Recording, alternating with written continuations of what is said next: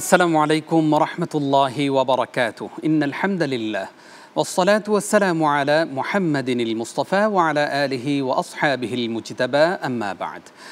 কাছে দূরে সমগ্র পৃথিবী জুড়ে যেখান থেকে এই মুহূর্তে দেখছেন আপনাদের প্রিয় চ্যানেল 9-এর পর্দায় আপনাদের প্রিয় অনুষ্ঠান চ্যানেল 9-এর সাপ্তাহিক আয়োজন ইসলামকে জানবার এবং জানাবার আয়োজন ইসলামী জিজ্ঞাসা। প্রিয় দর্শক, অনুষ্ঠানের পক্ষ থেকে আপনাদের সকলকে মোবারকবাদ জানাচ্ছি, স্বাগত জানাচ্ছি আমি নিজাম বিন মুহিব। প্রিয় দর্শক শ্রোতা, আপনারা চাইলে আমাদেরকে প্রশ্ন করে আমাদের এই অনুষ্ঠানের সাথে সম্পৃক্ত হতে পারেন। প্রশ্ন করুন 983113 এই নাম্বারে। যথারীতি একজন ইসলামিক স্কলার আমাদের সঙ্গে যুক্ত আছেন। আজকে যিনি আমাদের সঙ্গে যুক্ত আছেন তাকে নতুন করে পরিচয় করিয়ে দেবার কোনো প্রয়োজন নেই। যিনি বাংলা ভাষাভাষী সকল মানুষের কাছে যিনি অত্যন্ত প্রিয় জনপ্রিয় একজন ইসলামিক স্কলার, যিনি প্রাঞ্জল ভাষায় সহজ সাবলীল ভাষায় কোরআন সুন্নাহর ভিত্তিতে আপনার জীবন ঘনিষ্ঠ প্রশ্নের জবাব দিয়ে থাকেন। আমাদের সঙ্গে আজকে সম্মানিত অতিথি হিসাবে স্টুডিওতে আমন্ত্রিত হয়ে এসেছেন বাংলাদেশের প্রখ্যাত আলেমে দ্বীন খ্যাতিমান স্কলার শেখ আহমদুল্লাহ। আসসালামু আলাইকুম ওরহমতুল্লাহি ওয়াবারাকাতুহু। ওয়ালাইকুম আসসালাম ওরহমতুল্লাহি ওয়াবারাকাতুহু। শেখ, কেমন আছেন? আল্লাহর মেহরবানি, আলহামদুলিল্লাহ। আমরা অনেক কষ্ট করে আপনার ব্যস্ততার মাঝেও আপনাকে আজকে পেয়েছি, সেজন্য আপনার প্রতি কৃতজ্ঞতা আদায় করছি। ধন্যবাদ আপনাকে। জাযাকাল্লাহ। প্রিয় দর্শক, আপনার জীবন ঘনিষ্ঠ যে কোনো প্রশ্ন আপনারা চাইলেই অনুষ্ঠানে আপনারা আমাদেরকে করতে পারেন। আজকে আমরা যে বিষয় নিয়ে কথা বলবো শুরুতেই, সেটি হচ্ছে হজের একদম শেষ সময়ের প্রস্তুতি। আপনি চাইলে এই সংক্রান্ত যে কোনো প্রশ্ন এবং আপনার জীবন ঘনিষ্ঠ যে কোনো প্রশ্ন আমাদেরকে করতে পারেন। আমরা চলে যাচ্ছি আজকের সম্মানিত অতিথির কাছে। মোহতারাম, শুরুতেই আপনার কাছে জানতে চাই যে সামনেই আমাদের রয়েছে হজ, এবং সেই হজের হাজি সাহেবরা একদম শেষ সময়ে হয়তো কিছুদিনের মধ্যেই ফ্লাইটে উঠবেন, চলে যাবেন হজ করতে। ঠিক শেষ সময়ে কি কি প্রস্তুতি একজন হাজি সাহেব নেবেন, যদি আপনি এভাবে শুরুটা করতেন। আলহামদুলিল্লাহ, সালাতু ওয়াসসালামু আলা রাসূলিল্লাহ বাদ।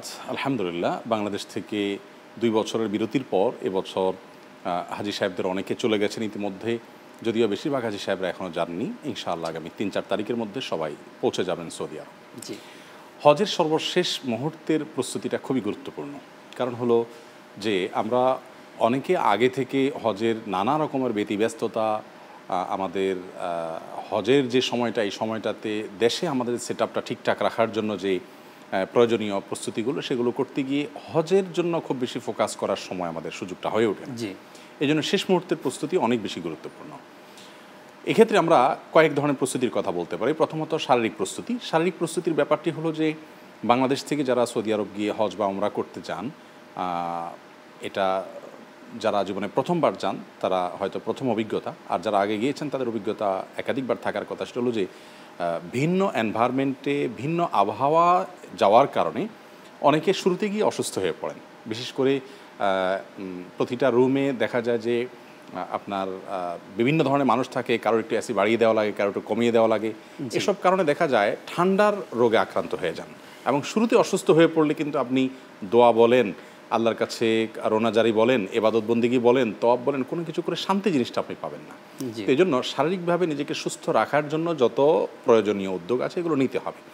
ধরুন আমি যখন বিমানে যাব, বিমানে দেখা গেল যে অনেক বেশি ঠান্ডা পড়তে পারে, সেক্ষেত্রে আমি এহরাম পরে ফেললাম। এহরাম পরার পর অনেকে মাসআলা না জানেন না যে মিকাতে যাওয়ার ঠিক আগ মুহূর্তে আমি নিয়ত করলে চলে, আমি আগে থেকে নিয়ত করার দরকার নাই। তাহলে সেক্ষেত্রে আগে থেকে চালিয়ে মাথা ঢাকতে পারি যদি আমার ঠান্ডা থেকে বাঁচানোর প্রয়োজন হয় নিজেকে। কারণ হলো অসুস্থ হয়ে গেলে, বিশেষ করে ঠান্ডার সমস্যা মানুষ বেশি পড়ে গেলে পরবর্তীতে পুরো হজই প্রায় আপনার অনেকটা নষ্ট হওয়ার উপক্রম হয়ে যায়। এই জন্য শারীরিকভাবে নিজেকে ফিট রাখার জন্য সর্বাত্মক চেষ্টা করতে হবে যে আমি কোনোভাবে যাতে অসুস্থ হয়ে না পড়ি, এবারে খুব অ্যালার্ট থাকতে হবে। প্রসঙ্গত একটু বলে রাখি যে আমরা অনেকে জানি যে, বা সবাই জানার কথা যে এহরাম পরা অবস্থায় সুগন্ধি ব্যবহার নিষিদ্ধ। কিন্তু আমি আমার যে হ্যান্ড ওয়াশ আছে, আমার সুস্থ থাকার প্রয়োজনে, অনেকের অ্যালার্জির সমস্যা আছে যে সেখানে গ্যাদারিংয়ে গেলে তিনি অ্যালার্জির সমস্যা পড়ে যান, তিনি মাস্ক ব্যবহার করতে পারেন তার ওই সমস্যার কারণে, এটা তার ট্রিটমেন্টের অংশ। তো এগুলো প্রতিবন্ধক নয়, এগুলো মাথায় রেখে আমরা সেভাবে আগাবো ইনশাআল্লাহ। আমাদের দেশ থেকে হাজি সাহেবরা শেষ মুহূর্তের প্রস্তুতি হিসাবে এখনও গ্রামে তো বটে, শহরে অনেক হাজি সাহেবরা চিড়ামুড়ি খোঁজেন, যে চিড়া গুড় মুড়ি কী কী লাগবে না লাগবে, থালা বাটন ঘটি, এগুলো একসময় নিতেন মানুষ। সৌদি আরবে যে এগুলো পর্যাপ্ত পরিমাণে এগুলোর বিকল্প আছে আজকাল এবং এগুলোর প্রয়োজন খুব একটা হয় না, আমরা সেটা জানি না অনেকে। এই জন্য এগুলোর পিছনে খুব বেশি সময় না দিয়ে বললাম যেটা শারীরিকভাবে নিজেকে ফিট রাখার চেষ্টাটা করতে হবে, আর মানসিকভাবে যে আমি হজ করতে যাচ্ছি, আমার হজটা সর্বোত্তম সবচেয়ে সুন্দর যেন হয়, সেজন্য প্রথমত হজের মাসলা মাসাইলগুলোকে জানা থাকলে আবার একটু রিভাইজ করে নেওয়া, আমি আল্লাহর কাছে কী কী দোয়া করবো সেগুলোর প্রস্তুতি করে নেওয়া, এবং সেই সাথে সেখানে আমার হজ নষ্ট হতে পারে কী কী কারণে। আমার সোশ্যাল মিডিয়ার আপনার নেশা আছে, আমি ফেসবুক ইউটিউবে প্রচুর সময় দেয়, তাহলে সেক্ষেত্রে এটা কীভাবে নিয়ন্ত্রণ করা যায়, প্রয়োজনে আমি ডিসকানেক্টেড হয়ে যাওয়া, প্রয়োজনে আইডি ডিঅ্যাক্টিভ করে দেওয়া, এগুলোর জন্য শেষ মুহূর্তের জন্য প্রস্তুতি নিয়ে রাখলে ওখানে সময়টা কাজে লাগানো যাবে। এবং তারই অংশ হিসাবে আমার কাফেলাতে কোন মানুষটা বেশি আমলি, বেশি আল্লাহওয়ালা, বেশি আমলদার, কোন মানুষটা নেক সজ্জন, খুঁজে খুঁজে বের করে তার সাথে থাকার চেষ্টা করা। কারণ আমার অভিজ্ঞতা হলো বাংলাদেশ থেকে হাজি সাহেবরা যান হজের পরে বা আগে, প্রচুর সময় থাকে হোটেলে বসে বসে আড্ডা, গল্প, আপনার অহেতুক কথাবার্তা, দেশের রাজনীতি এটা সেটা নিয়ে আলোচনা করতে করতে সময়গুলো খুব বাজেভাবে আমরা নষ্ট করে ফেলি। সেজন্য আমরা আগে থেকে পরিকল্পনা করা যে আমি আমার সময়গুলো কীভাবে কাটাবো। আমরা বলে থাকি যে হজের সফরে 4-5টা কাজ আমরা বেশি বেশি করে করতে পারি। প্রথমত আল্লাহর জিকির বেশি বেশি করে করা, বিশেষ করে হজের দিনগুলোতে অনেক বেশি পরিমাণে জিকির করার কথা বলা হয়েছে। জিকির মানে শুধু মুখে জিকির নয়, মুখে জিকিরের পাশাপাশি স্মরণটা বেশি করা, যে আল্লাহ তুমি আমাকে অনেক নিয়ামত দিয়েছো, আমার মতো অনেক মানুষ হজে যাওয়ার জন্য প্রস্তুতি নিয়েছে, কত চেষ্টা করেছে। আমি ব্যক্তিগতভাবে জানি এমন মানুষকে যে অনেক বৃদ্ধ মানুষ, কিন্তু কোনো কারণে এবছর তিনি যেতে পারছেন না, চেষ্টা করেছেন কিন্তু শেষ মুহূর্তে হয়ে ওঠেনি, হয়তো তার ফিনান্সিয়াল যে টানাটানি ছিল, অনেক টাকা এবছর লাগছে, সেটা করতে পারেন নাই। তাদের যে মনোবেদনা, সেই মনোবেদনাটা আমাকে পেতে হয়নি। এই যে একটা আবেগের জায়গা, এই জন্য শেষ মুহূর্তে আল্লাহকে কৃতজ্ঞতা জানানো, এবং আপনি পুরো হজের সফরে আল্লাহকে শুকরিয়া জানানো, আল্লাহকে থ্যাঙ্কস জানানো, আল্লাহর জিকির, আল্লাহর স্মরণটা করা। আমার জীবনে যত ত্রুটি ছিল সেগুলোকে একটা একটা করে ফাইন্ড আউট করে সেগুলো থেকে নিজেকে মুক্ত করা, কারেকশন করার জন্য শেষ মুহূর্তে হিসেব নিকেশ কষা, যে আমি যাচ্ছি পরিবর্তনের জন্য, সেটা সাময়িক পরিবর্তন নয়, স্থায়ী পরিবর্তনের জন্য। এভাবে যদি আমরা স্পিরিচুয়াল দিক থেকে প্রস্তুতি গ্রহণ করি, আশা করা যায় ইনশাআল্লাহ একটা সুন্দর হজ আমরা সম্পাদন করে এবং হাদিসের ভাষ্য অনুপাতে নিষ্পাপ হয়ে নিজেদের সমস্ত কলুষগুলোকে ধুয়ে মুছে পরিষ্কার করে আমরা আসতে পারবো ইনশাআল্লাহ। ইনশাআল্লাহ। মোহতারাম, আপনার মাধ্যমে আমাদের দর্শকদেরকে জানাতে চাই কোন কোন কাজগুলো আমরা হজে গিয়ে করব না।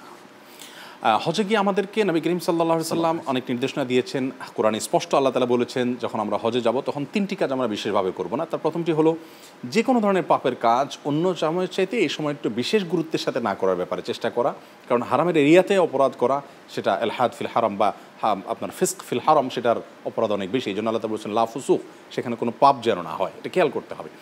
দ্বিতীয়ত হলো সেখানে গিয়ে যেন নারী ঘটিত অপরাধ না হয়, স্বামী স্ত্রীর একটা লিমিটেড সময় মানে তারা শারীরিক মিলন করতে পারেন না, সেভাবে সাবধান থাকা। এবং সেখানে বিভিন্ন দেশের নারীরা আসেন, অনেকে পর্দা বুঝেন না, অনেকে নানা ওজোরের কারণে দেখা যায় যে তারা বেপর্দা থাকেন। এই সুযোগে শয়তান আমাদের চোখের গুণা করা ফেলা, এগুলো যেন না হয় সেটা খেয়াল করা, এবং স্পেশালি ঝগড়াঝাটি না করা, ছোটোখাটো বিষয়গুলো তেমন না। জি, চমৎকার করে বলছিলেন। আমাদের সঙ্গে একজন দর্শক আছে, দর্শক প্রশ্ন করুন। আসসালামু আলাইকুম। ওয়ালাইকুম সালাম ওয়া রাহমাতুল্লাহ। আমার প্রশ্নটা হচ্ছে যে আমার মা মৃত্যুর আগে ওসিয়ত করে গেছিলেন যে তোমার ভাই বোনেরা এই জিনিসটা অংশ এতটুকু পাবা। মৃত্যুর পরে তারা সেই জিনিসটা বর্তমানে আমল মানে কি নিয়ম নীতি পালন করতেছে না। এখন আমরা এটা কিভাবে মূল্যায়ন করব? জি, অসংখ্য ধন্যবাদ। আমাদের সঙ্গেই থাকুন। প্রিয় দর্শক, আপনারা দেখছেন আপনাদের প্রিয় অনুষ্ঠান চ্যানেল 9-এর সাপ্তাহিক অনন্য আয়োজন ইসলামকে জানবার এবং জানাবার আয়োজন ইসলামী জিজ্ঞাসা। অনুষ্ঠানের এই পর্যায়ে নিচ্ছি ছোট্ট একটি বিরতি, আসছে অল্প কিছুক্ষণ পর ইনশাআল্লাহ। প্রিয় দর্শক, বিরতির পর আবার আপনাদেরকে স্বাগত জানাচ্ছি। আপনারা দেখছেন আপনাদের প্রিয় অনুষ্ঠান ইসলামী জিজ্ঞাসা। আপনারা চাইলে আমাদের এই অনুষ্ঠানের সঙ্গে সম্পৃক্ত হতে পারেন আপনার জীবন ঘনিষ্ঠ যে কোনো প্রশ্ন করার মাধ্যমে। আমাদের সঙ্গে আজকে অতিথি হিসাবে স্টুডিওতে আমন্ত্রিত হয়েছেন আস-সুন্নাহ ফাউন্ডেশনের সম্মানিত চেয়ারম্যান শেখ আহমদুল্লাহ। প্রিয় দর্শক শ্রোতা, জীবন ঘনিষ্ঠ যে কোনো প্রশ্ন করতে ডায়াল করুন 983113। আমরা চলে যাচ্ছি আজকের সম্মানিত অতিথির কাছে। মোহতারাম, বিরতির পূর্বে আমাদেরকে একজন প্রশ্ন করেছেন যে মা মৃত্যুর আগে ওসিয়ত করে গিয়েছেন, এখন সেই ওসিয়ত অনুযায়ী সম্পদ বন্টন হচ্ছে না, ভাইয়েরা করছে না, কি বলবেন এই বিষয় নিয়ে? প্রথম কথা হলো যে মৃত ব্যক্তি তিনি জীবদ্দশা যদি কোনো ওসিয়ত করে যান তার কোনো ওয়ারিসের জন্য, উত্তরাধিকারের জন্য সম্পদের ব্যাপারে, তাহলে সেটা শরিয়ার দৃষ্টিকোণ থেকে বিশুদ্ধ ওসিয়ত নয়। নবী করিম সাল্লাল্লাহু আলাইহি ওয়াসাল্লাম বলেছেন লা ওয়াসিয়াতা লিওয়ারিসিন, অর্থাৎ একজন ব্যক্তি তার যারা ওয়ারিস হবেন, ধরুন আমার মৃত্যুর পর আমার সন্তানরা ওয়ারিস হবে, আমার স্ত্রী ওয়ারিস হবেন, যারা ওয়ারিসের তালিকায় আছেন, যাদের জন্য নির্দিষ্ট হিস্সা কোরআনে ঠিক করে দেওয়া আছে যে আমার মৃত্যুর পর আমার সম্পত্তিকে এই হারে তারা পাবেন, এই লোকগুলোর জন্য আলাদা করে আর ওসিয়ত করার সুযোগ নেই।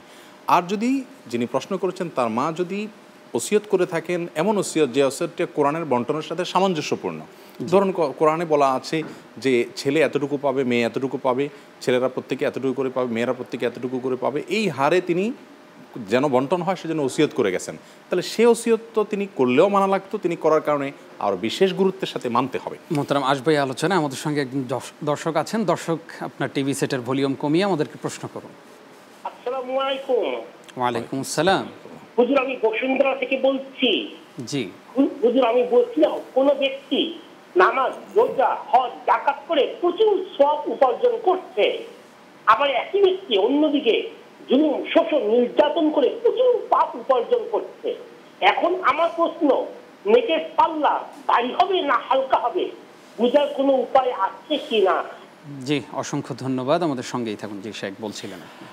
তো যেটি বলছিলাম, মোটামুটি আমরা সামারিতে চলে আসছি যে দর্শক, আপনার মা যদি এমন ওসিয়ত করে থাকেন যেটি কোরআনে যে হারে বন্টন করা হয়েছে সেটি, তাহলে সেক্ষেত্রে তার সে ওসিয়ত যদি না মানেন বা আপনার ভাই বোনরা, তাহলে তারা অপরাধী হিসাবে বিবেচিত হবেন, গুনাহগার হিসাবে বিবেচিত হবেন। তারা যদি মুসলিম হয়ে থাকেন সে ওসিয়তকে অ্যাভয়েড করার কোনো সুযোগ নেই। আর যদি কোরআনের সে বন্টনের যে হার আছে সেটাকে অ্যাভয়েড করে তিনি যদি ওসিয়ত করেন, ধরুন তিনি ওসিয়ত করলেন যে আমার এই ছেলেকে তোমরা এত পরিমাণ দিয়ে দিও, বাড়িয়ে বললেন, বা আরেকজনকে কম দিতে বললেন, তাহলে সেই ওসিয়তটা বিশুদ্ধ ওসিয়ত নয়। আল্লাহর যে হার বন্টন করে দেওয়া সেটাকে পরিবর্তন কোনো ব্যক্তি করতে পারেন না। তবে হ্যাঁ, তিনি যদি ওসিয়ত করে থাকেন এমন কারোর জন্য, ধরুন কথার কথা দাদি ওসিয়ত করে গেছেন নাতিকে কিছু দেওয়ার জন্য, তাহলে সেটা 1/3 সম্পদের ভেতরে থাকলে, তার টোটাল সম্পদের 1/3 মধ্যে যদি ওসিয়তটা থাকে তাহলে সেটা অবশ্যই বাস্তবায়ন করতে হবে, সেটা না করলে সন্তানরা গুনাহগার হবে। তিনি ধরুন ওসিয়ত করে গেলেন যে আমার মৃত্যুর পর একটা শিক্ষা প্রতিষ্ঠান করে দিও, একটা স্কুল করে দিও, একটা মাদ্রাসা করে দিও, একটা মসজিদে এই টাকাটা দিও, এই জায়গাটা দিও, তাহলে এগুলো বাস্তবায়ন করতেই হবে, এগুলো আবশ্যিক ওসিয়ত। কিন্তু ওয়ারিসদের জন্য বাড়িয়ে ওসিয়ত করলে বা কমিয়ে ওসিয়ত করলে সেটা মানা আবশ্যক নয়। জি, চমৎকার করে বলছিলেন। আমাদের সঙ্গে আরও একজন দর্শক আছেন। দর্শক, প্রশ্ন করুন। হ্যালো, আসসালামু আলাইকুম। ওয়ালাইকুম আসসালাম। আমি 4 বছর অসুস্থ ছিলাম, ক্যান্সার ছিল আমার। জি। তো ওই 4 বছর আমি সিয়াম পালন করতে পারিনি, কিন্তু প্রতি বছরে আমি ফিদিয়া দিয়ে দিয়েছিলাম। জি। তো এখন আলহামদুলিল্লাহ আমি সিয়াম পালন করতে পারি। এখনো আমি অসুস্থ, আমার আবার সেকেন্ড টাইম ক্যান্সার হয়েছে। তো এখন কি আমাকে সেই সিয়ামগুলি পালন করতে হবে গত 4 বছরে? অসংখ্য ধন্যবাদ। আমরা অত্যন্ত খুশি হয়েছি যে আপনি ইসলাম সম্পর্কে অনেক সচেতন এবং জানতে চেয়েছেন গুরুত্বপূর্ণ একটি প্রশ্ন। আপনি আমাদের সঙ্গেই থাকুন। যে মোহতারাম, একজন প্রশ্ন করেছেন যে নামাজ রোজা পড়ে একদম অনেক সওয়াব কামানোর পরে সেই ব্যক্তি আবার অনেক পাপের সাথে জড়িত থাকেন। এখন ওনার প্রশ্নটা হচ্ছে যে মিজানের পাল্লায় কোনটা ভারী হবে? জি, এ ধরনের ব্যক্তিকে নবী করিম সাল্লাল্লাহু আলাইহি ওয়াসাল্লামের ভাষ্যমতে বলা হয়েছে হতদরিদ্র এবং ভিখারি। নবী সাল্লাল্লাহু আলাইহি ওয়াসাল্লাম বলেছেন, আতাদরুনা মানিল মুফলিস, তোমরা কি জানো সবচেয়ে হতদরিদ্র এবং ভিখারিকে? সাহাবা একরাম বলেছেন, আল্লাহ রাসূল আলাম, আল্লাহ এবং তার রাসূল ভালো জানেন। আমাদের মধ্যে ভিখারিকে, সেটা তো আমরা বলি সাধারণত মাল্লা দিরহাম আল্লাহু আলা দিনার, যার টাকা পয়সা নেই তাকে ভিখারি মনে করি। নবী করিম সাল্লাল্লাহু আলাইহি ওয়াসাল্লাম তখন বলেছেন যে তোমরা যাকে ভিখারি মনে করছো সে প্রকৃত ভিখারি নয়। টাকা পয়সা নেই, এখন আসবে, অথবা নেই, তাতে কি আখিরাতে সে সুখী থাকবে। কিন্তু প্রকৃত ভিখারি সে যে ব্যক্তি অনেক আমলের পাহাড় নিয়ে গেছেন, ওমরা করেছেন, হজ করেছেন, কোরআন তেলাওয়াত করেছেন, নামাজ পড়েছেন, দান সাদকা করেছেন, অকাতরে বিলিয়েছেন, কিন্তু তিনি মানুষের হক নষ্ট করেছেন, কারোর প্রতি অত্যাচার করেছেন, কারোর প্রতি অবিচার করেছেন, কারোর প্রতি অন্যায় আচরণ করেছেন। এই ব্যক্তিগুলো যাদের প্রতি অন্যায় আচরণ করেছেন তারা দুনিয়াতে হয়তো তার প্রভাব প্রতিপত্তির কারণে বা কোনো কারণে বিচার পাননি। এই লোকগুলো সব কিয়ামতের ময়দানে দাঁড়িয়ে আল্লাহ তাআলার দরবারে তার বিরুদ্ধে নালিশ করে বলবে, যাদেরকে মুফলিস বলা হয়েছে, মুফলিস বলা হয়েছে, যে আল্লাহ এই ব্যক্তি আমাদেরকে এই হক নষ্ট করেছে, আমাকে গালি দিয়েছে, আমাকে অধিকার নষ্ট করেছে, আমার প্রতি জুলুম করেছে। তখন আল্লাহ তাআলা বলবেন যে এখন তো আর দেয়ার কিছু নেই, তুমি অনেক সওয়াব নিয়ে এসেছো, এই সওয়াবগুলো পাওনাদারকে দিয়ে দেওয়া হবে। দিদি তার সওয়াব শূন্য হয়ে পাওনাদার তখনও থাকবে, তাদের পাপের বোঝা বহন করে জাহান্নামে যাবে। তাহলে তেলাওয়াত করে নেকামল করেও জান্নাতে যেতে পারছে না, তার পাল্লা ভারী হচ্ছে না, বিকজ মানুষের অধিকার নষ্ট করেছে। এই জন্য শরীয়ত মানুষের অধিকার বিষয়কে এত গুরুত্ব দেয় যে আপনি ফরজ কাজ করেন আর মানুষের অধিকারটা মানে সংরক্ষিত রাখেন, নষ্ট করবেন না, আপনার জান্নাতে যাওয়ার পথ সুগম হবে। পক্ষান্তরে অনেক আমলের পাহাড় গড়েছেন, মানুষ অধিকার নষ্ট করেছেন, জান্নাতে যাওয়ার কোনো পথ খোলা নেই। চমৎকার করে বলছিলেন আপনি। আমাদের সঙ্গে আরও একজন দর্শক আছেন, দর্শক প্রশ্ন করুন। আসসালামু আলাইকুম। ওয়ালাইকুম আসসালাম। আমি আব্দুর রব পাটোয়ারি। ভালো আছেন হুজুর? আলহামদুলিল্লাহ, আমাদের শায়েখ ভালো আছেন। আমার দুইটা প্রশ্ন। একটা প্রশ্ন হলো, অহংকার করলে কিভাবে আমরা বুঝতে পারবো কি কি কাজ করলে অহংকার হয়, এইটা একটু বুঝাই বলুন। আর 2 নম্বর, আল্লাহকে কেউ দেখতে পেরেছে কিনা, যদি দেখতে পারে তাহলে একটু বুঝিয়ে বলুন। অসংখ্য ধন্যবাদ, আমাদের সঙ্গেই থাকুন। যে শায়েখ, পরবর্তী যে প্রশ্নটি আমাদের বোন করলেন, যে প্রশ্নটি আসলে নেওয়ার সময় আমরা দেখছিলাম আপনিও আবেগ আপ্লুত হয়ে যাচ্ছিলেন, আমিও আবেগ আপ্লুত হয়ে যাচ্ছিলাম। এত কষ্ট করে ইসলাম সম্বন্ধে আমরা অনেক সময় সুস্থ থেকেও ইসলামের ব্যাপারে ওয়াকিফাল থাকি না। সেই জায়গায় আমাদের বোন ক্যান্সারে আক্রান্ত, উনি প্রশ্ন করছিলেন যে 4 বছর ওনার ক্যান্সার ছিল, রোজা পালন করতে পারেন না, উনি ফিদিয়া দিয়েছেন, এখন উনি কিছুটা সুস্থ, এখন কি সেই পুরনো রোজাগুলো রাখবেন কিনা বা কি করবেন? এখনও উনি অসুস্থ হয়ে যাচ্ছেন আবারও। যদি অসুস্থ হয়ে যান দর্শক, এবং আপনার জন্য সেই এতগুলো রোজা রাখাটা কষ্টসাধ্য হয় বা রিস্কি হয়, কোনো প্রয়োজন নেই। আপনি যে ফিদিয়া দিয়েছেন সেটাই যথেষ্ট হবে। আল্লাহ কোরআনে বলেছেন, ওয়ালাল্লাযীনা ইউতিকুনাহু ফিদিয়াতু তাআমু মিসকিন, যাদের এমন কোনো রোগ হয় যে রোগ থেকে আরোগ্য লাভের আশা তারা ছেড়ে দেন, তারা রোজার বিপরীতে, সিয়ামের বিপরীতে তারা ফিদিয়া দিবেন, গরিব দুঃখীকে খাদ্য দিবেন। এটাই তাদের সিয়াম বিকল্প হিসাবে যথেষ্ট হবে ইনশাআল্লাহ তাআলা। যেহেতু আপনি এখন অসুস্থ এবং অসুস্থ হয়ে যাওয়ার আশঙ্কা করছেন, অতএব আপনার আর সেগুলোকে রিপিট করার দরকার নেই। ফরজ রোজাগুলো রমজানে আপনি রাখার চেষ্টা করবেন যদি রাখতে পারেন, যদি সেটাও রাখতে না পারেন তাহলে সেক্ষেত্রে আপনি ফিদিয়া দিবেন এবং এর জন্য কোনো গুনাহ হবে না ইনশাআল্লাহ তাআলা। এবং আমরা সেই বোনের জন্য দোয়া করি, আল্লাহ তাআলা আপনাকে শিফায়ে কামিলা আজলা পরিপূর্ণ সুস্থতা দান করুন। আল্লাহুম্মা আমিন। আমাদের সঙ্গে আরও একজন দর্শক আছেন, দর্শক প্রশ্ন করুন। জি, আসসালামু আলাইকুম। ওয়ালাইকুম আসসালাম।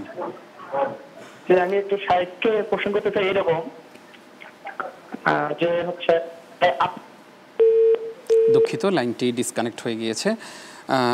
শায়েখ আমাদেরকে একজন প্রশ্ন করেছেন, অহংকার করলে কিভাবে বুঝবো যে আমি অহংকার করছি?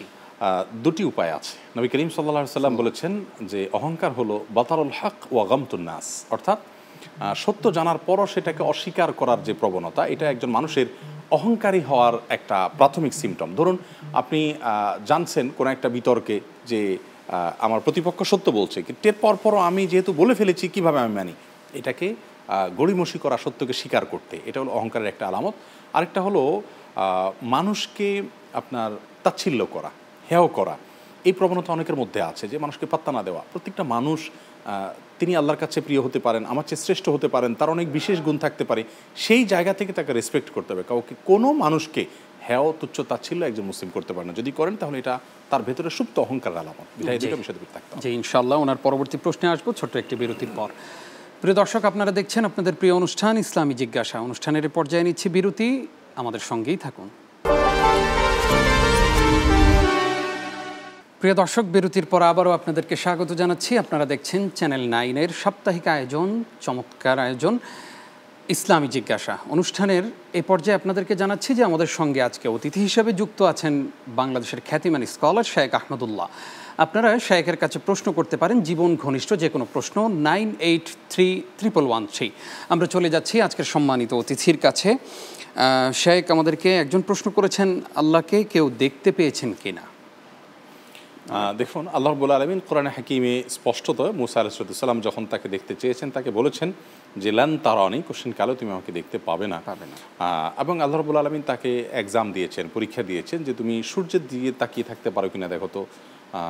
আলো মানে আলো ঝলমলে সূর্যের দিকে তাকিয়ে থাকা যদি অসম্ভব হয়, এই সূর্যের সৃষ্টিকর্তাকে তুমি তাকিয়ে থাকবে, দেখবে এটা সম্ভব নয়। এবং তাকে আল্লাহ রাব্বুল আলামিন তুর পাহাড়ে আল্লাহ তাআলার নূর বা আলোর একটা ছটা বা ঝলক দিয়ে বলেছেন সেদিকে তাকাতে তিনি বেহুশ হয়েছেন।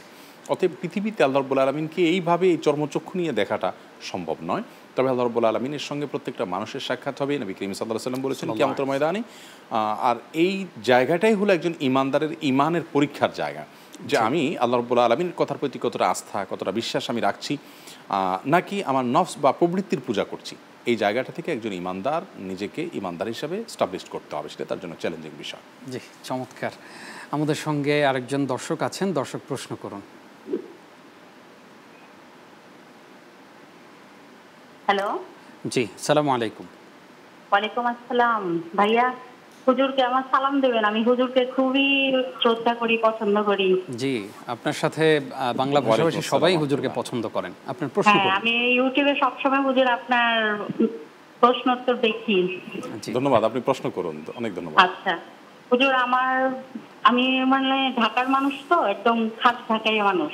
জি, তা আমার ছেলে চিটাগাংয়ের মেয়ে পছন্দ করছে বিয়ের জন্য। জি, তো এখন উনার সমস্যা হয়েছে কি হুজুর, আমি খুব চাইছিলাম যে ইসলামিক ভাবে বিয়েটা করব, কিন্তু উনারা এখন 15 লক্ষ টাকা দেনমোহর দাবি করেছে। জি, তা আমাদের বলার সত্ত্বেও প্রথম 25 লক্ষ চাইছে। তা আমি অনেক বলছি যে আল্লাহর দোহাই দিচ্ছি, উনারা কিছুই মানতেছে না। জি। উনারা 15 লক্ষের নিচে এখন আসবেই না। এখন ওই মুহূর্তে আমার কি করা উচিত হুজুর? আগে মেয়েটাকে আমার ছেলে পছন্দ করছে, ও মেডিকেল পড়ে, তো ওখানে মেয়েটাকেও পছন্দ করেছে। জি, জি, অসংখ্য ধন্যবাদ। আমাদের শেখ আপনার প্রশ্ন বুঝেছেন, আপনি আমাদের সঙ্গেই থাকুন, জবাব পাবেন ইনশাআল্লাহ। জি শেখ। দেখুন, মহরের ফিগার খুব বেশি বড় হওয়া বিয়ের জন্য কোনো কল্যাণকর বিষয় নয়। আমাদের সমাজে আজকাল মহরটাকে বিবাহের বিপরীতে এক ধরনের আপনার গ্যারান্টির বিষয় মনে করা হচ্ছে, যে এটা বিবাহের জন্য একটা রক্ষা কবচ টাইপ, যে এই টাকা দিলে আর তালাক হবে না, বিবাহ বিচ্ছেদ হবে না, বা এই টাকা দেওয়ার ভয় তালাক দিতে পারবে না। এগুলো পুরোই আপনার নেগেটিভ চিন্তা। একটা বিয়ের শুরুতেই যদি তার ভাঙার চিন্তা করা হয়, তাহলে সেটি সন্দেহাতীতভাবে কোনো ভালো কিছু নয়। আর এর জন্য বিবাহ ভাঙছে ঘরে ঘরে। কিন্তু হাদিসে স্পষ্টভাবে বর্ণিত হয়েছে, ইন্না আযমান নিকাহে বারাকাতান আইসারুহা মাউনা, যে বিয়েতে খরচপাতি বিশেষ করে মোহর কম হয় সেটা তত বেশি কল্যাণকর হয়। কিন্তু যদি ছেলে পক্ষের সেরকম অ্যাবিলিটি থাকে, দর্শক আপনার যদি সেরকম অ্যাবিলিটি থাকে যে আপনি আপনার বৌমাকে 15 লক্ষ টাকা দিতে পারেন, আপনার ছেলে দিতে পারে, আপনার পরিবার দিতে পারে, তাহলে সেক্ষেত্রে এটা আপনার মেনে নেওয়া উচিত, যদি তাদের অন্যান্য দিক থেকে ইসলামিক যে ব্যাপারগুলো সেগুলো ঠিক থাকে। ঢাকায় মানুষ ঢাকায় বিয়ে করতে হবে, চট্টগ্রামে বিয়ে করা যাবে না, ব্যাপারটা এরকম নয়। তবে হ্যাঁ, কুফুর একটা ব্যাপার আসে, সামঞ্জস্যের একটা ব্যাপার আছে, যে ঢাকার মানুষের কালচার, চট্টগ্রামের মানুষের কালচার কিছুটা ভিন্ন হয়। তো সেগুলো ম্যাচিংয়ে যদি খুব বেশি অসুবিধা না হয়, বিশেষ করে আপনার ছেলে শিক্ষিত, সে ডাক্তারও হয়েছে, মেয়ে ডাক্তার, তাহলে সেক্ষেত্রে এই জিনিসগুলোতে বোঝাপড়া খুব বেশি সমস্যা হওয়ার কথা না। মৌলিকভাবে তারা যদি দিন পালনের ব্যাপারে আগ্রহী থাকে, তাহলে আমার মনে হয় এক্ষেত্রে আপনি কিছুটা স্যাক্রিফাইস করতে পারেন, যেহেতু এর নিচে তারা নামতে রাজি না, আবার ছেলেও চয়েস করে বসে আছে। অতএব এখানে আপনাদের মা ছেলের মধ্যে একটা সমস্যা তৈরি হতে পারে। তবে যদি তাদের দিনের দিক থেকে তারা পরিপূর্ণ উদাসীন থাকে, সেক্ষেত্রে আপনি সিরিয়াস হয়ে ছেলেকে কাউন্সেলিং করাতে পারেন, যে তুমি তোমার ব্যক্তিগত চয়েসের চাইতে দিনদার মেয়েকে অগ্রাধিকার দিতে হবে, নবী সাল্লাল্লাহু আলাইহি ওয়াসাল্লাম সেটি বলেছেন। তারা হলে তোমার জীবনে কল্যাণ হবে না, সে চেষ্টা আপনি করতে পারেন। জি, আশা করছি আমাদের বোন জবাব পেয়েছেন। আমাদের সঙ্গে আরও একজন দর্শক আছেন, দর্শক প্রশ্ন করুন। আসসালামু আলাইকুম। ওয়ালাইকুম আসসালাম। আসলে আমি হুজুরের কাছে জানতে চাচ্ছি, আমার মেয়েটা খুব কান্না করে, দিনেও কান্না করে, কিন্তু রাতে মানে সন্ধ্যার পর থেকে অস্বাভাবিকভাবে কান্না করে। জি, তো এই থেকে মুক্তির কোনো... আমরা প্রশ্ন বুঝতে পেরেছি, আপনি আমাদের সঙ্গেই থাকুন। একেবারেই পরিষ্কার, বিশেষ করে সন্ধ্যার পরে যদি বাচ্চারা কান্নাকাটি করে, ঘুমোতে গিয়ে কান্নাকাটি করে, ঘুমের মাঝে কেঁদে উঠে, এই বিষয়গুলো দুষ্ট জিনের প্রভাবের কারণে হয়ে থাকে। শয়তান বিশেষ করে বাচ্চা এবং দুর্বল, ক্ষীণকায়, এই টাইপের মানুষগুলোর উপরে খুব বেশি ভর করে, এবং বাচ্চাদের উপরে অনেক বেশি। তো এটি পরীক্ষিত। প্রথমত তাদের বুকের উপরে কোনো কিছু যদি চাপা দেওয়া থাকে, আবার যাতে ঘামিয়ে অসুস্থ না হয় সেদিকটা খেয়াল রাখতে হবে, তাহলে ভয় পাওয়ার সম্ভাবনা কমে আসে। দ্বিতীয়ত হলো যে বাসা বাড়িতে সুন্নাহসম্মত আমলগুলো অব্যাহত রাখা, যেমন বাসায় কেউ প্রবেশ করতে বিসমিল্লাহ বলে প্রবেশ করবে, সালাম দিয়ে প্রবেশ করবে, এবং টয়লেট থেকে ঢোকা বের হওয়ার সময় দোয়াগুলো পড়বে, টয়লেটের সিটখানে আটকে রাখবে, যাতে করে দুষ্ট শয়তানের আখড়া ওই জায়গাটা সেখান থেকে বাসায় প্রবেশ করতে না পারে। নবী সাল্লাল্লাহু আলাইহি ওয়াসাল্লাম এই জন্য দোয়া শিক্ষা দিয়েছেন। সেই সাথে রাতে শোয়ার সময় আপনি যদি সূরা বাকারাটা মৃদু ভলিউমে আপনার মোবাইলে চালু করে বাচ্চার কানের আওয়াজ যায় এভাবে রেখে দেন, ইনশাআল্লাহ বিদিনিল্লাহ তার ভয়টা কমে আসবে। ইনশাআল্লাহ ইনশাআল্লাহ ইনশাআল্লাহ। আমাদের সঙ্গে আরও একজন দর্শক আছেন, দর্শক প্রশ্ন করুন। আসসালামু আলাইকুম। ওয়ালাইকুম আসসালাম। আমি পিরোজপুর সচিরা থেকে বলছিলাম। জি, আমার প্রশ্ন হলো, কোন নবী বা রাসূল আল্লাহকে স্বপ্নে দেখছে কিনা, এটা আমি জানতে চাইছিলাম। জি, আমাদের সঙ্গেই থাকুন। কোনো নবী বা রাসূল আল্লাহ রাব্বুল আলামিনকে সরাসরি চর্মচক্ষে দেখেছেন কিনা এটি প্রমাণিত নয়। আমাদের নবী করিম সাল্লাল্লাহু আলাইহি সাল্লাম মেরাজে আল্লাহ তাআলার সাথে সাক্ষাৎ করেছেন, কিন্তু সেই সাক্ষাৎটা কি আল্লাহর অস্তিত্বকে তিনি সচক্ষে দেখেছেন, ব্যাপারটি এরকম? এটা নিয়ে সাহাবীদের মধ্যেই মত পার্থক্য আছে, সিনিয়র সাহাবীদের মধ্যেই দুটি মত আছে। অর্থাৎ এটিও সন্দেহাতীতভাবে প্রমাণিত নয়, যেটিকে অস্বীকার করলে ঈমান যাবে এই লেভেলের প্রমাণিত নয়। তবে অনেক সাহাবা ইকরাম বলেছেন তিনি আল্লাহর রহমানকে দেখেছেন। সেই দেখাটার ধরন কি সেটা নিয়ে সাহাবীদের মধ্যে মত পার্থক্য আছে। তবে তিনি ছাড়া অন্য কোনো নবী বা রাসূল আল্লাহ তাআলাকে সরাসরি চর্মচক্ষু দিয়ে দেখেছেন এমনটি প্রমাণিত নয়। জি, আমাদের সঙ্গে আরও একজন দর্শক আছে। তার পূর্বে আমি আমাদের দর্শকদেরকে জানিয়ে রাখতে চাই, দর্শক আজকে আমরা কথা বলছি হজের শেষ প্রস্তুতি নিয়ে। আপনারা চাইলে এ সংক্রান্ত আপনাদের যে কোনো জিজ্ঞাসা আপনাদের প্রশ্ন করার মাধ্যমে আমাদের শায়েকের কাছে জানতে পারেন। আমাদের সঙ্গে একজন দর্শক আছেন, দর্শক প্রশ্ন করুন।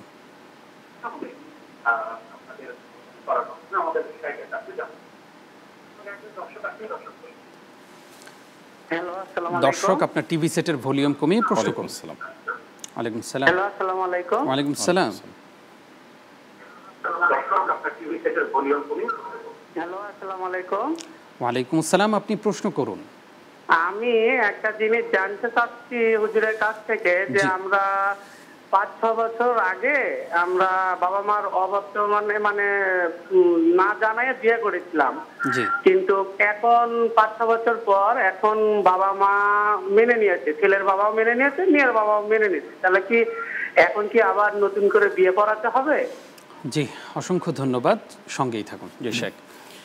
দেখুন, আপনি একজন প্রাপ্তবয়স্ক ছেলে হিসাবে বাবা মাকে না জানিয়ে বিয়ে করেছেন, এমনটি হলে আপনার বিয়ে বিশুদ্ধ হয়ে গেছে। আপনার স্ত্রী তিনিও যদি তার বাবা মাকে না জানিয়ে বিয়ে করে থাকেন, তাহলে সেক্ষেত্রে ফুকাহা একরাম, অনেক ফিকহাবিদ এবং স্কলার মতে, অনেক ইমামদের মতে তার বিয়ে বিশুদ্ধ হয়নি, যেহেতু মা বাবা অসম্মত ছিলেন। তবে আপনারা যদি হানাফি থট ফলো করে থাকেন, যেহেতু এই দেশে বেশিরভাগ মানুষ হানাফি মাযহাব ফলো করে থাকেন, তাহলে সেক্ষেত্রে হানাফি থট অনুপাতে মেয়ে যদি প্রাপ্তবয়স্ক হয়ে থাকে, বাবা মার সম্মতি ছাড়াও বিয়ে করলে বিয়ে বিশুদ্ধ হয়ে যাবে। যদিও ইসলাম চায় মৌলিকভাবে এভাবে বিয়ে নয়, ইসলাম চায় বাবা মার সম্মতির সাথে বিয়ে, কারণ তাতেই কল্যাণ নিহিত আছে। তাদের অভিজ্ঞতার মাধ্যমে তারা সন্তানের কল্যাণ অনেক ভালো বুঝবেন সন্তানের চাইতে। সেজন্য বিয়ের মৌলিক যে আপনার স্ট্রাকচার আছে সেটা হলো বাবা মা বিয়ে করাবেন। আল্লাহ বলেছেন আনকিহু, তোমরা বিয়ে দাও সন্তানদেরকে, অতএব সেই ফরম্যাটে যেতে হবে। কিন্তু হানাফি থটে যেহেতু কোনো প্রাপ্তবয়স্ক ছেলে মেয়ে বিয়ে করলে বিয়ে বিশুদ্ধ হয়ে যায়, আপনার সেই থট অনুসারে যদি এটা করে থাকেন আপনার বিয়ে বিশুদ্ধ হয়ে গেছে।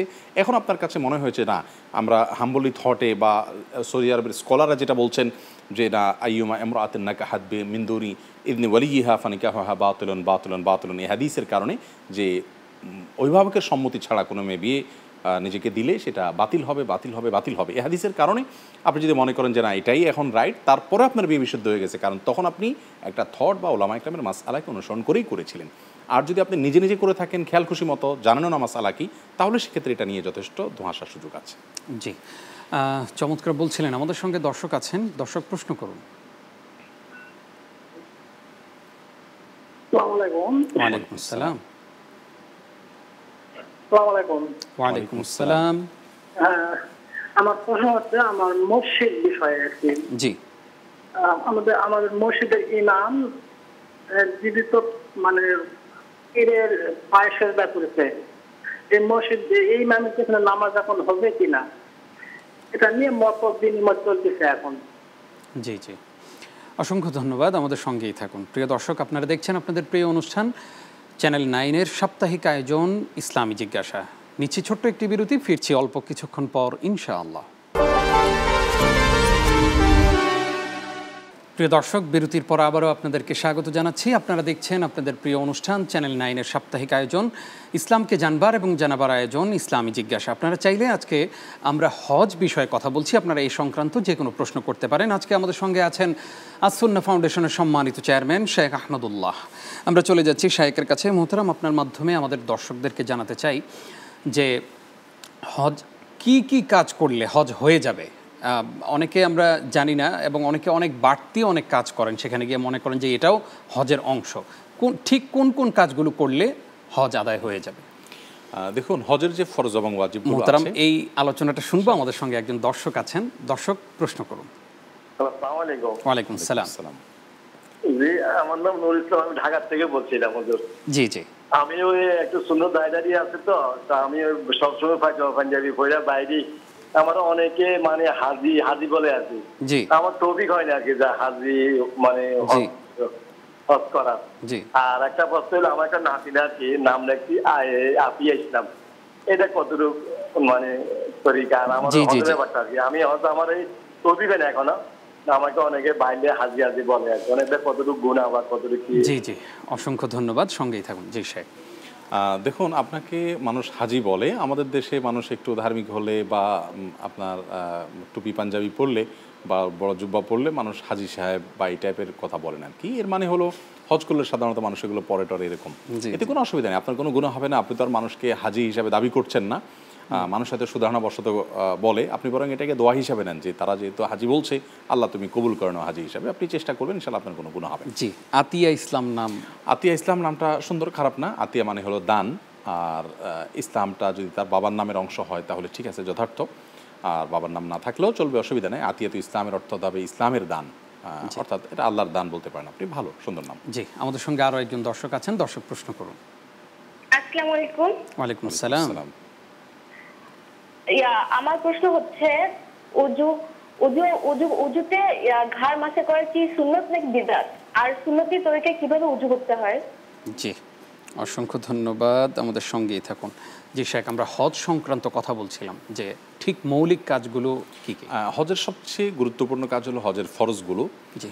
সেই ফরজগুলো হলো এহরাম পরা এবং হজের যে তওয়াফটা আছে ঈদের দিন যেটি করতে হয় বা তারপরে করলেও চলে, কোনো কারণে যদি কেউ দিন করতে না পারেন, সে তওয়াফ যেটাকে তওয়াফে ইফাদা বলা হয়, আর উকুফে আরাফা বা আরাফা অবস্থান, এই তিনটা হলো হজের একেবারে মূল পিলার, এগুলো ছাড়া হজ হবেই না।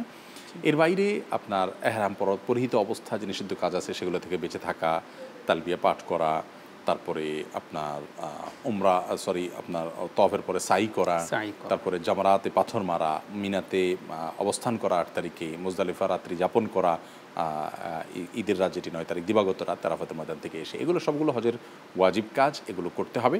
এগুলো কোনো কারণে মিস হয়ে গেলে দম দিলে হজ হয়ে যাবে, কিন্তু প্রথম যেগুলো বলেছি ফরজ, সেগুলো ছুটলে কোনোভাবেই হজ হবে না। সেগুলোকে মূলে রেখে সর্বোচ্চ গুরুত্ব দিয়ে কাজ করতে হবে। আলহামদুলিল্লাহ, যারা হজে যান এগুলো মোটামুটি করেন, কিন্তু ওয়াজিবগুলোর ব্যাপারে এক ধরনের ঘড়িমসি বা গাফিলতি অনেক সময় একটু সহজে পার পাওয়ার চেষ্টা করা হয়। অনেক সময় বলা হয় যে এটা সুন্নাত, এটা নিয়ে থটে মত পার্থক্য আছে, কোনো থটে এটাকে ওয়াজিব বলা হয়েছে, কোনো থটে সুন্নাত বলা হয়েছে। কিন্তু আমি হজ একবার করতে গিয়েছি, এত টাকা পয়সা খরচ করে গিয়েছি, আমাদের সেই সাধনা থাকা উচিত, সেই সিরিয়াসনেস থাকা উচিত, যত কষ্ট হোক আমি প্রত্যেকটা জিনিসকে যথাযথভাবে করে আসবো ইনশাআল্লাহ। ইনশাআল্লাহ ইনশাআল্লাহ। আমরা জানলাম আপনার কাছ থেকে অনেক কিছু। আমাদেরকে একজন প্রশ্ন করেছেন যে অজুতে ঘাড় মাসে সেটা সুন্নাহ না বিদআত, আমরা জানবো। আমাদের সঙ্গে আরও একজন দর্শক আছেন, দর্শক প্রশ্ন করুন। আসসালামু আলাইকুম। ওয়ালাইকুম আসসালাম। জি, বিয়ের ফরজ কয়টি এবং কি কি? জি, সঙ্গেই থাকুন। জি মোহতারাম, অজুতে ঘাড় মাসে, অজুর মধ্যে ঘাড় মাসা করাটা বিশুদ্ধ মত অনুযায়ী সুন্নাহ নয়, সুন্নাহ দ্বারা সাব্যস্ত নয়। অনেক ফুকাহা একরাম সেটাকে বিদআত বলেছেন। যে সমস্ত বর্ণনা দ্বারা অজুতে ঘাড় মাসা করার বিষয়টি প্রমাণ করা হয় সেগুলো বিশুদ্ধতার মানদণ্ডে মোটেও উত্তীর্ণ নয়, সেগুলোর সনদ বা সূত্রের অবস্থা খুবই শোচনীয়, যার কারণে বিশুদ্ধ মত অনুযায়ী ঘাড় মাসা করাটা সুন্নাহ নয়। সুন্নাহ ব্যাপারে কেউই আপত্তি করেন না, সুন্নাহ যে না ব্যাপারে কেউ আপত্তি করেন না, কেউ কেউ মুস্তাহাব বলেন, কিন্তু মুস্তাহাব প্রমাণিত হয় না, যেহেতু এই সংক্রান্ত হাদিসগুলো একেবারেই গ্রহণযোগ্যতার লেভেল পর্যন্ত যায় না, যার কারণে সুন্নাহ নয় এবং এটি আমরা করবো না। আর এর পাশাপাশি উনি জানতে চেয়েছেন অজুর সুন্নাহ পদ্ধতি কি। সুন্নাহ পদ্ধতি হলো আপনি 2 হাতের কবজি পর্যন্ত ধৌত করবেন, 3 বার কুলি করবেন গড়গড়া করে, নাকে পানি দিবেন এবং 3 বার মুখমণ্ডল ধোবেন পুরো মুখ ভালো করে, 3 বার কোণে থেকে পুরো হাত ধৌত করবেন, হাতের আঙুলগুলো খেয়াল করবেন, কোনো জায়গায় শুকনো না থাকে কোনো ইত্যাদি খেয়াল রাখবেন। মাথা মাসে করবেন পুরো মাথার পাশাপাশি কান এর চিপা এবং উপর এটা মাসে করবেন। এরপর 2 পাও টাকনু পর্যন্ত ধোবেন, যাতে গিরা গোড়ালিগুলো ভালো করে পানি পৌঁছায়, একটু ডলে ডলে ধোবেন। এর পাশাপাশি অজুতে শুরুতে আপনি মেসওয়াক করবেন। এগুলো হলো মোটামুটি অজুর সুন্নাহ। ইনশাআল্লাহ আমরা এইভাবে অজু করার চেষ্টা করব। আমাদের সঙ্গে আরও একজন দর্শক আছেন, দর্শক প্রশ্ন করুন। আসসালামু আলাইকুম। ওয়ালাইকুম আসসালাম। জি, আমার জানার বিষয় হলো, এবার যারা হজে গিয়েছেন তারা ওমরার এহরামের পোশাক পরা অবস্থায় কাবা শরীফের ভিতরে মাতাফের মধ্যে যেতে পারছে, কিন্তু পাঞ্জাবি ওমরা শেষ হওয়ার পরে পাঞ্জাবি পায়জামা স্বাভাবিক পোশাক পরলে তখন তাদেরকে ঢুকতে দেওয়া হচ্ছে না। এই জন্য আমার পরিচিত এক হাজি হজ করতে গেছেন, উনারা করতেছে কি ওই এহরামের কাপড় পরে, ওমরা না করলেও এহরামের কাপড় পরে ভিতরে যাচ্ছে। এটার দ্বারা তাদের গুনাহ হয়ে যাচ্ছে কিনা এটাই আমার জিজ্ঞাসা। জি নিশ্চয়ই, আপনি আমাদের সঙ্গেই থাকুন, আমাদের শেখ জবাব দিচ্ছেন ইনশাআল্লাহ। জি শেখ। দেখুন, এই বিষয়টি আমাদের বেশিরভাগ হাজী সাহেবরা উমরা করতে গেলে, হজ করতে গেলে এই প্রসেসটা তারা অবলম্বন করেন। যেহেতু এহরামের কাপড় পরা না থাকলে ভেতরে প্রবেশ করতে দিচ্ছেন না, সেখানে কোনো কোনো গেটে স্পষ্টত সাইনবোর্ডে লেখা আছে শুধুমাত্র এহরাম পরিহিতদের জন্য প্রবেশ। তো আপনি এহরামকারীর জন্য প্রবেশের কথা বলা আছে, আপনি এহরামকারী নন, শুধুমাত্র এহরামের পোশাকটা ধারণ করেছেন, আসলে আপনার এহরামের নিয়ত নাই বা উমরার নিয়ত নাই, হজের নিয়ত নাই। এটা এক ধরনের আমি প্রতারণা না বললেও এক ধরনের অসাধুতা বলবো। তো তফের মতো এরকম একটা কাজ করতে আমি কেন অসাধুতা করব? আমি দোতলা থেকে তফ করতে পারছি, একটু সময় বেশি লাগে, সেটা করব, কিন্তু এ ধরনের আমি চালাকি করলাম, সেখানে যারা প্রহরায় আছেন, পুলিশ আছেন, অন্যান্য ডিউটিতে আছেন, তাদের কাছে আমি এই পোশাক দিয়ে বার্তা দিলাম যে আমি ওমরা করছি, আমি হজ করছি, বা আমি তফ করার জন্য সিস্টেমিক্যাল ওমরা এবং হজের যাত্রী। কিন্তু না, আমি হজের তফ করে ফেলেছি, ওমরা তফ করে ফেলেছি, এরপরও আমি এই চালাকি করাটা ইবাদত হয় না। এটাতে মনের জেদ মিটে যে ঠিক আছে কাবার চত্বরে গেলাম, জেদ মেটানোর নাম ইবাদত নয়। আমি একবার সুযোগ পাচ্ছি তওয়াফের জন্য, আমি একবার করব, আর বাকি সময়গুলো উপর থেকে তওয়াফ করব। এটাই হলো সততা, এটাই হলো ইবাদতের সঠিক পদ্ধতি ইনশাআল্লাহ। জি মোহতারাম, আরও কিছু প্রশ্ন আছে, সেই প্রশ্নগুলোর জবাব ছোট্ট একটি বিরতির পর আমরা জানবো ইনশাআল্লাহ। প্রিয় দর্শক, আপনারা দেখছেন আপনাদের প্রিয় অনুষ্ঠান ইসলামী জিজ্ঞাসা। অনুষ্ঠানের পর্যায়ে নিচ্ছি ছোট্ট একটি বিরতি, ফিরছি অল্প কিছুক্ষণ পর ইনশাআল্লাহ। প্রিয় দর্শক, বিরতির পর আবারও আপনাদেরকে স্বাগত জানাচ্ছি। আপনারা দেখছেন চ্যানেল 9-এর জনপ্রিয় ইসলামিক আয়োজন ইসলামী জিজ্ঞাসা। আপনারা চাইলে আমাদের সঙ্গে যুক্ত হতে পারেন 983113 এই নম্বরে ফোন করে আপনার জীবন ঘনিষ্ঠ যে কোনো প্রশ্ন করে। বিশেষ করে আজকে আমরা যেহেতু হজ সম্পর্কিত আলোচনা করছি, আপনারা চাইলে হজ সম্পর্কিত যে কোনো প্রশ্ন আমাদেরকে করতে পারেন। আমাদের সঙ্গে শেখ আহমদুল্লাহ হাফিজাহুল্লাহ আছেন। মোহতারাম, আপনার মাধ্যমে আমাদের একজন দর্শক প্রশ্ন করেছেন, আপনার মাধ্যমে জানাতে চাই যে বিয়ের ফরজ কি কি? একটি বিয়ে বিশুদ্ধ হওয়ার জন্য মৌলিকভাবে যে বিষয়গুলো থাকতেই হবে, যা ছাড়া বিয়েই হবে না, তার প্রথমটি হলো প্রস্তাব, অপরটি হলো সম্মতি এবং দুজন সাক্ষীর উপস্থিতি, দুজন পুরুষ প্রাপ্তবয়স্ক যারা সাক্ষ্য দেওয়ার উপযুক্ত এরকম মানুষের উপস্থিতি, এবং এক্ষেত্রে অপশন আরও আছে, বাকি সাক্ষী থাকতে হবে। তাহলে প্রস্তাব, সম্মতি এবং সাক্ষী, এই তিনটি বিষয় হলো বিয়ের জন্য সবচেয়ে ইম্পর্টেন্ট। এগুলো থাকলে বিয়ে বিশুদ্ধ হয়ে যাবে।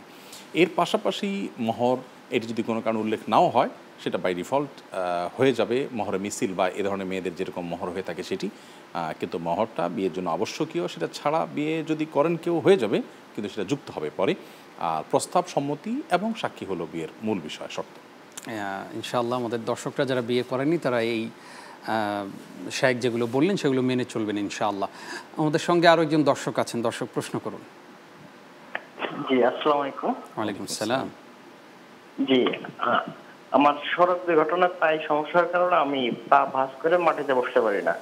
এই অবস্থায় কি আমি মসজিদে জামাতে সালাত আদায় করতে পারবো চেয়ারে বসে, নাকি বাসায় সালাত আদায় করতে হবে? জি ধন্যবাদ, সঙ্গেই থাকুন। জি শেখ। দর্শক, অবশ্যই আপনি মসজিদে গিয়ে জামাতের সাথে সালাত আদায় করবেন। জামাতের সাথে সালাত আদায় করতে হলে আপনাকে সবার সাথে দাঁড়িয়ে রুকু সিজদা যথাযথভাবে করতেই হবে, আপনার সাধ্য না থাকলেও। ব্যাপারটি এরকম নয়। আল্লাহ বলেছেন লা ইউকাল্লিফুল্লাহু নাফসান ইল্লা উসআহা, আল্লাহ কারোর সাধ্যের বাইরে কোনো কিছু চাপিয়ে দেন না। অতএব আপনি সড়ক দুর্ঘটনায় আহত হয়েছেন, আমরা দোয়া করি আল্লাহ তাআলা আপনাকে এর জন্য উত্তম বিনিময় দান করুন, এবং আল্লাহ তাআলা আপনাকে স্বাভাবিক জীবন যদি আসার সুযোগ থাকে সে তৌফিক দান করুন।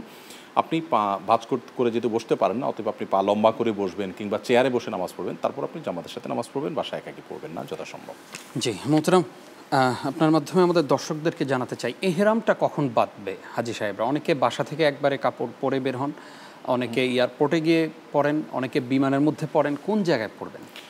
দেখুন, এহরামের কাপড় পরা এক জিনিস আর এহরামের নিয়ত করা আরেক জিনিস। এহরামের কাপড় পরার পর নিয়ত যখন করা হয় তখন থেকে মূলত এহরামটা শুরু হয়। কাপড় পরলেই মানুষের এহরাম পরা ধরা হয় না। এটা এহরামের কাপড় পরা হলো, এহরামটা শুরু হবে যখন কাপড়ের পাশাপাশি নিয়ত হবে তখন। তো এই বিষয়টি হবে ঠিক মিকাতের আগ মুহূর্তে। ধরুন কেউ বাসা থেকে গোসল করে কাপড় পরলেন, এরপরে তিনি রওনা হয়ে গেলেন, এটি হতে পারে, কিন্তু তার নিয়তটা হবে মিকাতের কাছাকাছি গিয়ে। মিকাতের ঠিক কাছাকাছি গিয়ে পাইলট ঘোষণা দেন যে আমরা অল্প সময়ের মধ্যে মিকাত অতিক্রম করব, অতএব আপনারা এহরামে নিয়ত করে নেন। তখন আমরা লাব্বাইকা উমরাতান বা লাব্বাইকা হাজ্জান আতামাত্তাউ বিহা ইলা লাব্বাইকা উমরাতান আতামাত্তাউ বিহা ইলা হাজ্জিন, যে হজের নিয়ত করেন, আল্লাহ আমি তামাত্তু হজের নিয়ত করেছি, তিনি নিয়ত করে নেবেন, তখন থেকে তার এহরাম গণ্য হবে। তার আগ পর্যন্ত এহরামের পরা কাপড় পরা থাকলেও তিনি এহরামরত অবস্থায় গণ্য হবেন না, যার কারণে এহরামের যে নিষিদ্ধ বস্তু সেগুলো তার জন্য প্রযোজ্য হবে না। এই জন্য ওই শেষ মুহূর্তে মিকাতের ওখান থেকে নিয়ত করাটাই হলো উত্তম। কেউ যদি আগে করে ফেলেন যে আমার তখন ঘুমিয়ে থাকতে পারি, পাইলটের ঘোষণার সময় আমি অপ্রস্তুত থাকতে পারি, তো সেক্ষেত্রে তিনি ধরুন বিমান ফ্লাই করার কিছু সময় পরে নিয়ত করে ফেললেন, সেটিও করতে পারেন, কিন্তু নিয়ত করার পর থেকে তিনি মুহররম হিসাবে গণ্য হবেন। জি, অত্যন্ত গুরুত্বপূর্ণ একটি বিষয় আমরা জানলাম। আমাদের সঙ্গে আরও একজন দর্শক আছেন, দর্শক প্রশ্ন করুন।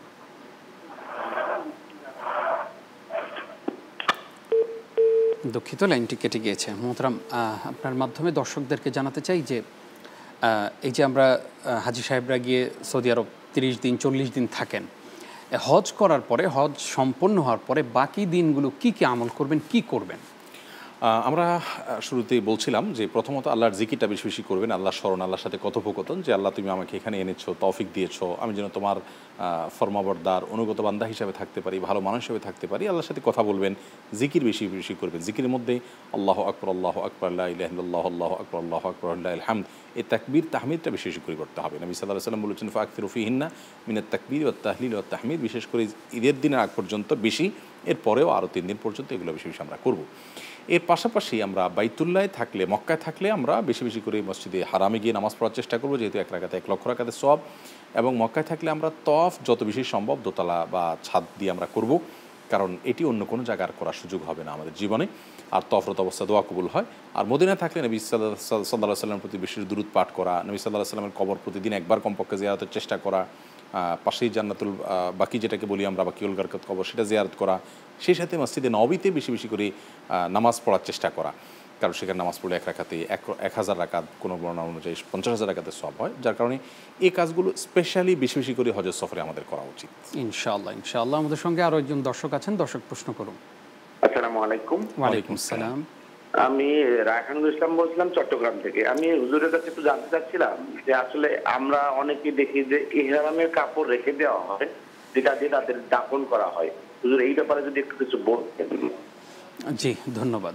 জি সাহেব, এহরামের কাপড় হজ বা ওমরা করে আসার পর সেই কাপড়টা আমরা স্মৃতি হিসেবে অনেকে রেখে দিই। রেখে দেওয়াতে দোষের কোনো কিছু নেই, কিন্তু এই কাপড়টার ব্যাপারে আমাদের যদি ধারণা এই হয় যে এহরামের কাপড় অন্য কোনো কাজে ব্যবহার করা যাবে না, এটা সংরক্ষণ করে রাখতে হবে, তাহলে সেটা ভুল হবে। এটা আপনি চাইলে যে কোনো কাজে, গামছা হিসাবে ইউজ করতে পারেন, এটাকে কোনো পোশাক বানাতে পারেন, যে কোনো কাজে ব্যবহার করতে পারেন। আপনি যদি স্মৃতি হিসাবে রেখে দিতে চান সেটা একান্ত আপনার উপর। আর যদি আপনি চান যে আমি এটা আমার কাফনের কাপড় হিসাবে ব্যবহার করার জন্য ওসিয়ত করে গেলাম, সেটাও আপনি করতে পারেন।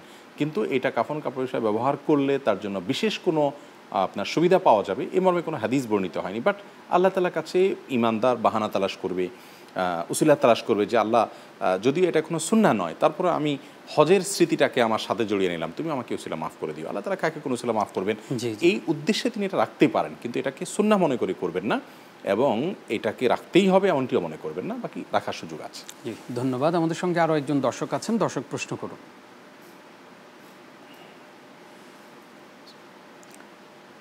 দর্শক, আপনার টিভি সেটের ভলিউম কমিয়ে আমাদের। আসসালামু আলাইকুম। ওয়ালাইকুম আসসালাম।